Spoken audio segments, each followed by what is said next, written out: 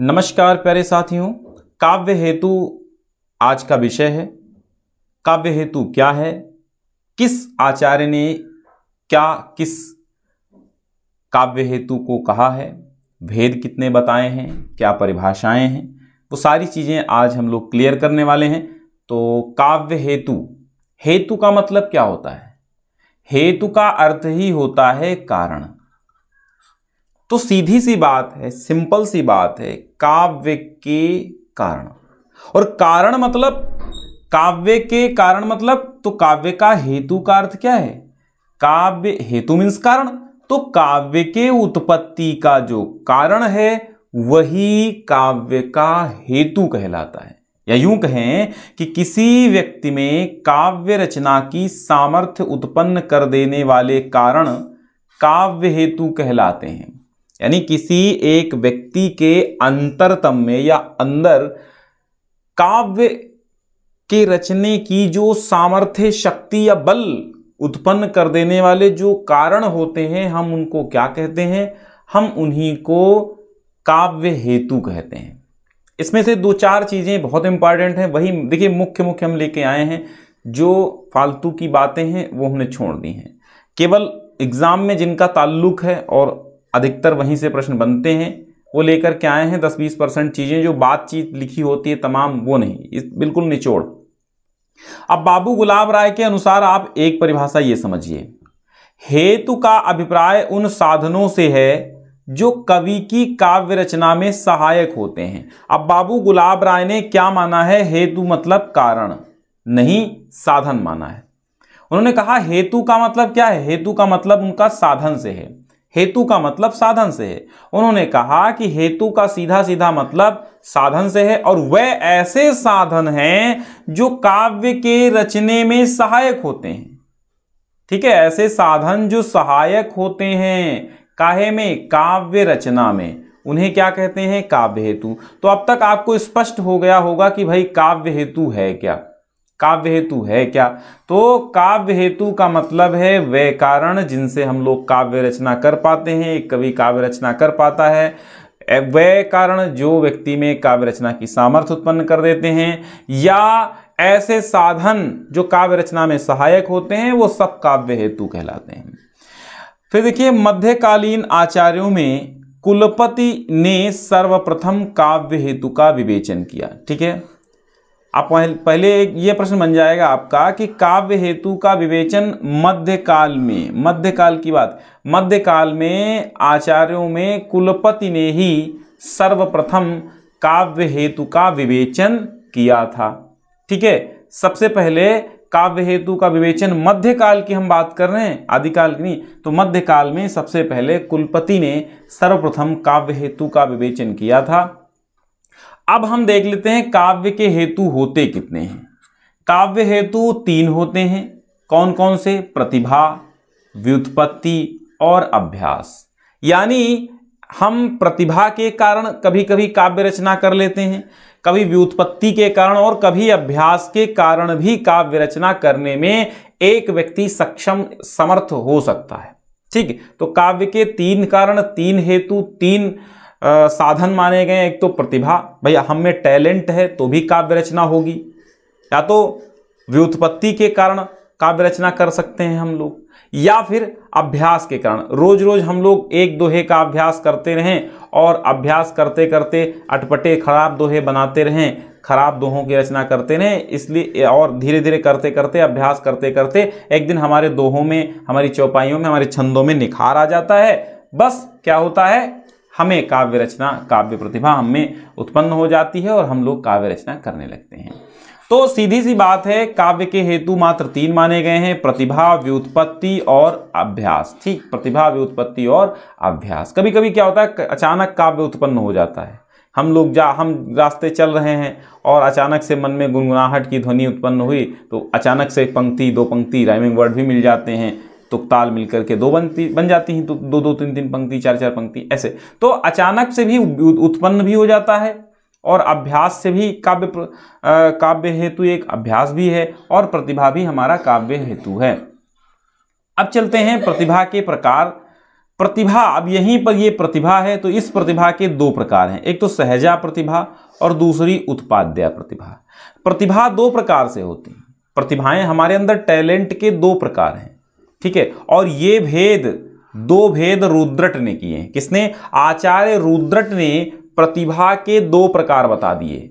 भाई काव्य हेतुओं में एक प्रकार है प्रतिभा, तो प्रतिभा के दो प्रकार बता दिए रुद्रट ने, दो भेद कर दिए। उन्होंने कहा कि टैलेंट भी दो प्रकार का होता है, एक तो सहजा और दूसरा उत्पाद्या। और जो सहजा प्रतिभा होती है वो जन्मजात होती है। सहजा प्रतिभा सहजता से ही, जन्मजात से ही, मतलब जन्म से ही उत्पन्न हो जाती है, उस प्रतिभा को हम सहजा प्रतिभा कहते हैं। उत्पाद्या देवाराधन, अर्थात जैसे कालिदास ने और तुलसीदास ने माँ सरस्वती की आराधना की और उनके अंदर काव्य प्रतिभा उत्पन्न हुई, तो ये प्रतिभा उत्पाद्या, देव आराधन करो या मंत्र या बल से या फिर अध्ययन जन्य प्रतिभा होती है, ठीक है। मतलब हम में पहले प्रतिभा नहीं थी, फिर हमने अध्ययन किया, तमाम ग्रंथों को निचोड़ा, तो हमें वो प्रतिभा आ गई कि हम काव्य रचना कर सकते हैं, ठीक। या तो हमने देव आराधन की, देव स्तुति की, और जब देवता प्रसन्न हुए, उन्होंने हमको आशीर्वाद दिया, तो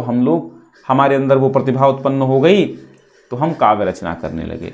मंत्र या बल से, भाई मंत्र बल से, हम मंत्रों के उच्चारण से हमें प्रतिभा का उच्चारण हुआ, मंत्रों के उच्चारण करते रहे और मंत्रों के उच्चारण की शक्ति के कारण ही हमारे अंदर प्रतिभा का उत्पाद्य हुआ, तो वो उत्पाद्या प्रतिभा कहलाती है, ठीक है। तो रुद्रट ने प्रतिभा के दो भेद माने, सहजा प्रतिभा और उत्पाद्या प्रतिभा। सिंपल सी बात है, सहजा सहजता यानी जन्म के साथ ही, सह माने साथ में, जा माने उत्पन्न, जो साथ में ही उत्पन्न होती, सहजा प्रतिभा। सहजा, सह मतलब साथ में और जा मतलब उत्पन्न, ऐसे समझिए, सह साथ में, जा उत्पन्न, सहजा प्रतिभा जो जन्म साथ होती है, जन्म के साथ में ही उत्पन्न हो जाती है, गॉड गिफ्टेड होती है, तो वो सहजा प्रतिभा होती है। उत्पाद्या मतलब हमने देवताओं की स्तुति की, मंत्र बल का उच्चारण किया या फिर अध्ययन से उत्पन्न, वो प्रतिभा उत्पाद्या कहलाती है। और ये प्रतिभा के दो भेद सहजा और उत्पाद्या रुद्रट ने किया है। अब काव्य हेतु के बदले, ये समझिएगा, ये पॉइंट हाईलाइट कीजिए कि काव्य हेतु के बदले काव्यांग शब्द का प्रयोग करते हुए किस आचार्य ने लोको विद्या प्रकीर्णस्य काव्यांगानि कहकर लोक विद्या और प्रकीर्ण को काव्य हेतु स्वीकार किया है? वामन ने 3 काव्य हेतु स्वीकार किया, क्या? लोक, विद्या और प्रकीर्ण। इन 3 को काव्य का हेतु स्वीकार किया और कहा क्या, इनकी उक्ति क्या थी? लोको विद्या प्रकीर्ण से काव्यांगानि। और काव्य हेतुओं को काव्यांग किसने कहा है? तो काव्य हेतुओं को काव्यांग कहा है वामन ने, ठीक है। काव्य हेतुओं को काव्यांग कहा है वामन ने। तो यहां वा से आप वामन याद रखिएगा, जो काव्य में वा, तो काव्यांग, काव्य हेतु, दो प्रश्न यहां पर बन रहे हैं कि काव्य हेतु को काव्यांग किसने कहा? तो आचार्य वामन ने कहा। और लोको विद्या प्रकीर्ण से काव्यांगानि किसने कहा? वामन ने कहा। या फिर लोक विद्या और प्रकीर्ण को काव्य के हेतु किसने स्वीकार किया? तो वो वामन ने स्वीकार किया। यहां पर तमाम हमारे प्रश्न बन जाएंगे, ठीक है। ये तो याद रखिएगा, लोको विद्या प्रकीर्ण से लोक विद्या और प्रकीर्ण, ये काव्य के हेतु तीनों वामन ने स्वीकार किए हैं। और वामन ने ही काव्य हेतुओं को काव्य का अंग माना है। चलते हैं अगले पेज पर। काव्य हेतुओं के विवेचन में, अब देखिएगा ये पॉइंट कि काव्य हेतुओं के विवेचन में राजशेखर की मौलिक उद्भावना क्या थी? समझिए, काव्य हेतुओं के विवेचन में राजशेखर की मौलिक उद्भावना क्या थी? शक्ति और प्रतिभा में भेद करना, यानी शक्ति व्यापक है जबकि प्रतिभा परिमित है। ये जो उद्भावना यानी कि राजशेखर ने ये उद्भावना की। क्या किया उन्होंने? राजशेखर ने कहा कि शक्ति और प्रतिभा में भेद किया, मतलब इन्होंने शक्ति और प्रतिभा में भेद किया और कहा शक्ति व्यापक है जबकि प्रतिभा परिमित है, ठीक है। प्रतिभा परिमित है और शक्ति जो है वो व्यापक है। परिमित मतलब नपीतुली होती है, सीमित होती है, परिमित मतलब सीमित होती है, और जबकि शक्ति व्यापक है। तो शक्ति और प्रतिभा में भेद किया इन्होंने। इन्होंने कहा शक्ति अलग चीज है और प्रतिभा अलग चीज है, शक्ति व्यापक है और प्रतिभा परिमित है। ये किसने कहा? तो राजशेखर ने मौलिक उद्भावना। ठीक है, तो काव्य हेतुओं के विवेचन में मौलिक उद्भावना की बात की जाए तो मौलिक उद्भावना राजशेखर की देन है। उन्होंने कहा कि शक्ति और प्रतिभा में भेद करना, शक्ति व्यापक है जबकि प्रतिभा परिमित है। ठीक है, उन्होंने यह मौलिक उद्भावना दी। काव्य हेतुओं के विवेचन में राजशेखर की मौलिक उद्भावना क्या थी? यह आपसे प्रश्न पूछा जाएगा। शक्ति और प्रतिभा में भेद करना, ये उनकी मौलिक उद्भावना थी। और उन्होंने कहा क्या? कि शक्ति व्यापक है जबकि प्रतिभा परिमित है। दोनों वाक्यांश पूछे जा सकते हैं कि किसके हैं, तो आप लगा दीजिएगा राजशेखर के। फिर राजशेखर ने कहा, क्या कहा? कि बुद्धि के 3 प्रकार। राजशेखर ने ही बुद्धि के 3 प्रकार माने। कौन कौन सी? स्मृति, मति और प्रज्ञा। स्मृति, मति, प्रज्ञा। ठीक है, स्मृति, मति और प्रज्ञा, ये बुद्धि के 3 प्रकार है। बुद्धि के 3 प्रकार माने। बुद्धि के 3 प्रकार किसने माने? ठीक है, बुद्धि के 3 प्रकार किसने माने? काव्य के तो हेतु के 3 होते हैं और बुद्धि के भी 3 प्रकार होते हैं। ठीक है, बुद्धि के 3 प्रकार होते हैं और ये बुद्धि के 3 प्रकार माने किसने? राजशेखर ने माने। कौन कौन से? स्मृति, मति और प्रज्ञा। स्मृति, मति, प्रज्ञा राजशेखर ने बुद्धि के ये 3 प्रकार माने। सहजा, आहार्या और औपदेशिकी प्रतिभा के आधार पर कवियों की क्रमशः 3 कोटियां हैं। ठीक है, 3 कोटियां हैं। ठीक, कोटियां कह लो या फिर ऐसे कह लो। कोटियां का मतलब क्या होता है? 3 प्रकार से डिवाइड हैं। ठीक, स्टेप बोल लो, चाहे स्टेप कह लो उनको। 3 कोटियां कौन कौन सी हैं? नंबर 1 सारस्वत, आभ्यासिक और औपदेशिक। ठीक है, तो किसने किया है? ये प्रश्न आपसे पूछा जाएगा। क्या पूछा जाएगा? कि सहजा, आहार्या और औपदेशिकी प्रतिभा। राजशेखर ने क्या कहा? सहजा प्रतिभा, आहार्या प्रतिभा और औपदेशिकी प्रतिभा, ये 3 प्रतिभाएं हैं। तो 3 हमारे क्या हैं? 3 हमारे कवि भी हैं। 3 कवियों की भी कोटियां हैं। एक सारस्वत कवि होते हैं, एक आभ्यासिक कवि होते हैं और एक औपदेशिक कवि होते हैं। अब आप तीनों का मतलब समझ लो आराम से। देखो, सहजा प्रतिभा जो होती है, सहजा प्रतिभा जन्मजात होती है। जन्मजात होती है तो सारस्वत कवि कहलाए, जिनके अंदर जन्मजात प्रतिभा है काव्य की, यानी सरस्वती माता ने उनको वरदान दे दिया तो सहजता से ही उनमें काव्य प्रतिभा उत्पन्न हो गई। आहार्या प्रतिभा जो होती है वो आभ्यासिक होती है। आहार्या मतलब जानते हो? आहार्य, तो आहार्य मतलब होता है कि जो दिखाई दे हमको। ठीक है, जैसे आहार्य अनुभव होता है। ठीक, तो आहार्या मतलब आभ्यासिक, जिसके अंतर्गत हम लोग अभ्यास करें, यानी कभी अभ्यास के माध्यम से अगर उसके अंदर काव्य प्रतिभा उत्पन्न हुई है तो वो आहार्या प्रतिभा कहलाएगी। और आहार्या प्रतिभा के अंतर्गत आभ्यासिक कोटि के कवि आएंगे। औपदेशिकी अर्थात किसी उपदेश के कारण उसमें काव्य निर्धारण हुआ तो औपदेशिक कवि कहलाएगा। वो तो 3 कवि हैं, सारस्वत कवि, आभ्यासिक कवि और औपदेशिक कवि। ये किसने कहा? राजशेखर ने ही माना। ठीक, यहां पर राजशेखर की ही पूरी बात की जा रही है। काव्य हेतुओं के विवेचन में यहां पर राजशेखर की ही बात की जा रही है। यहां राजशेखर ने मौलिक उद्भावना दी। ठीक है, काव्य विवेचन में राजशेखर की मौलिक उद्भावना क्या थी? शक्ति और प्रतिभा में भेद किया उन्होंने। शक्ति व्यापक है और जबकि प्रतिभा परिमित है, ऐसा राजशेखर ने कहा। राजशेखर ने बुद्धि के 3 प्रकार माने, स्मृति, मति और प्रज्ञा। स्मृति, मति, प्रज्ञा 3 प्रकार माने राजशेखर ने ही। और सहजा, आहार्या, औपदेशिक। ठीक है, सहजा, आहार्या और औपदेशिक प्रतिभा के आधार पर कवियों की 3 कोटियां किसने मानी हैं? तो राजशेखर ने मानी है। सहजा, सारस्वत, आहार्या, आभ्यासिक और औपदेशिक कवियों का निर्धारण हुआ है। ठीक है, आगे देखते हैं। शक्तिर निपुणता। ठीक, शक्ति निपुणता लोक शास्त्र काव्यात वेक्षणात काव्यज्ञ शिक्षाभ्यास इति हेतु उद्भूत भवे।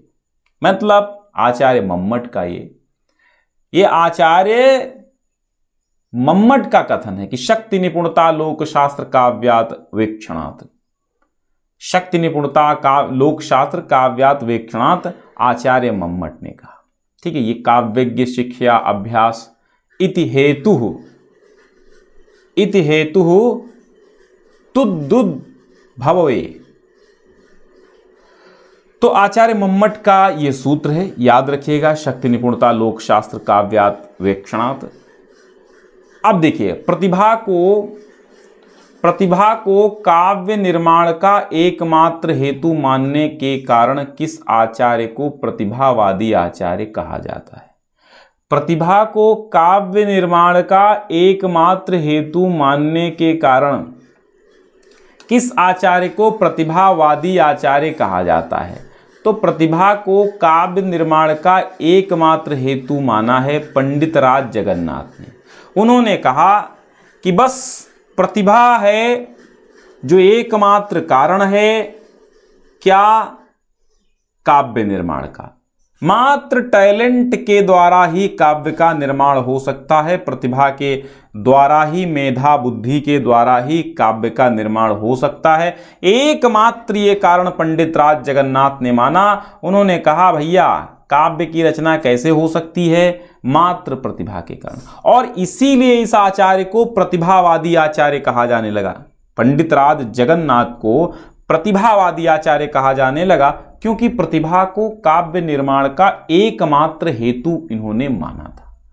ठीक है, और इसीलिए इनको प्रतिभावादी आचार्य कहा जाता है। तो प्रतिभावादी आचार्य कौन है? पंडित राज जगन्नाथ हैं। काव्य निर्माण का एकमात्र हेतु प्रतिभा को किसने माना? पंडित राज जगन्नाथ ने। या फिर पंडित राज जगन्नाथ ने काव्य निर्माण का एकमात्र हेतु किसे माना है? प्रतिभा को माना है। तो प्रतिभावादी आचार्य पंडित राज जगन्नाथ जो हैं, उन्होंने काव्य निर्माण का एकमात्र हेतु किससे माना? प्रतिभा को माना। अब देखिएगा, प्रतिभा को नवोन्मेष शालिनी प्रज्ञा। भट्टतौत जो थे, आचार्य भट्टतौत ने क्या कहा? जो प्रतिभा है वो नवोन्मेष शालिनी प्रज्ञा। प्रज्ञा मतलब ऐसी बुद्धि है जो नवीन नवीन चीजों का उन्मेष करती है। ठीक है, नवीन नवीन चीजों को गढ़ती है, उसे कहते हैं क्या? प्रज्ञा। यानी बुद्धि को ही इन्होंने प्रज्ञा को क्या माना है? प्रज्ञा, प्रतिभा को एक प्रज्ञा माना है। ऐसी प्रज्ञा, प्रतिभा एक ऐसी प्रज्ञा है, प्रतिभा एक ऐसी बुद्धि है जो कैसी है? नवोन्मेष शालिनी। नवोन्मेष शालिनी, नवीन नवीन चीजों का उन्मेष करने वाली प्रज्ञा, वही प्रतिभा कहलाती है। भट्टतौत ने कहा। अब देखिए, प्रतिभा को अपूर्व वस्तु निर्माण क्षमा प्रज्ञा किसने कहा? प्रतिभा को अपूर्व वस्तु निर्माण क्षमा। क्षमा मतलब होता है समर्थ। ठीक है, यानी अपूर्व वस्तु निर्माण, जो पहले ऐसी कोई वस्तु, ऐसा कोई शब्द नहीं गढ़ा गया था, जो ऐसे ऐसे नवीन नवीन शब्द जो पहले नहीं गढ़े गए थे। तो ऐसी वस्तुओं का निर्माण करने में जो समर्थ होती है वो प्रज्ञा प्रतिभा कहलाती है। यहां प्रतिभा की ये परिभाषाएं हैं। यानी प्रतिभा को अगर नवोन्मेष शालिनी कहा जाए तो भट्टतौत ने कहा। अगर प्रतिभा को अपूर्व वस्तु निर्माण क्षमा प्रज्ञा कह दिया जाए तो ये अभिनव गुप्त ने कहा। अभिनव गुप्त ने क्या कहा? अपूर्व वस्तु निर्माण क्षमा प्रज्ञा। किसको? प्रतिभा को कहा। प्रतिभा को अपूर्व वस्तु निर्माण क्षमा प्रज्ञा किसने कहा? अभिनव गुप्त ने कहा।